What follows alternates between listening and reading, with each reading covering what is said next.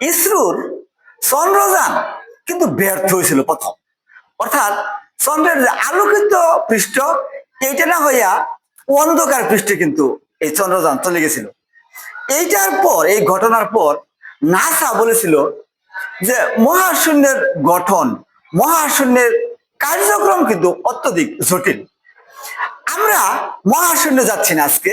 তো ঘূর্ণন গতি, বস্তু যখন ঘুরে তখন তার গতির কি ধরনের রহস্য তৈরি হয়, আমাদের চারপাশের একটা অতি সাধারণ ঘটনা থেকে আপনার সম্মুখে এটা একটা ব্যাখ্যা দিব। আমরা এটা একটা সাইকেলের চাকা আঁকছি, যার উপর এই সাইকেলের ফ্রেমটা থাকে পিছনের চাকা বা সামনের চাকা টেনে ধরে। এখন এই চাকাটা যদি স্থির বা একটা স্ট্যান্ডের উপর দাঁড় করে যে চাকাটা ঘুরাই, তাহলে এটা কিন্তু পান করে এখান থেকে। এই যে এটা যে টিউবের যে এখানে বাতাস ঢুকানো হয়, এইটার গতিটা কিন্তু বৃত্তাকার হবে। তাই তো সাইকেলটা তার স্ট্যান্ডের উপর দাঁড় করে যদি পিছন চাকাটা ঘুরাই, তাহলে এইটার গতি হবে এরকম বৃত্তাকার, এইভাবে ঘুরে আসবে, তাই তো। কিন্তু আমার প্রশ্ন হইল, চলন্ত অবস্থায় যখন সাইকেলটা চলতে থাকে তখন এটার গতিটা কেমন হবে?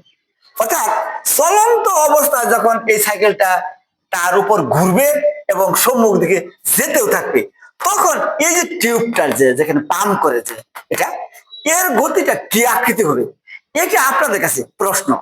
প্রিয় বন্ধুগণ, ফেসবুকে 369 পরে কি হবো এটা দিয়েও কিন্তু অনেকে জিনিয়াস হয়, অনেকে বিখ্যাত হয়। তো যারা জিনিয়াস আছেন, যারা এই বিষয়টা ব্যাখ্যা করতে পারবেন, অবশ্যই আনসার করবেন।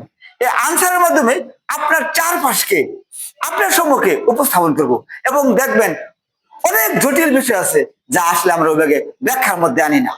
তাহলে আজকে আমাদের প্রশ্ন কি? প্রশ্ন হলো যে স্ট্যান্ডের উপর যখন চাকাটা থাকে তখন যদি চাকাটা ঘুরাই, তখন এই এই বাউল টিউবের এই গতিটা হবে বৃত্তাকার এই ধরনের।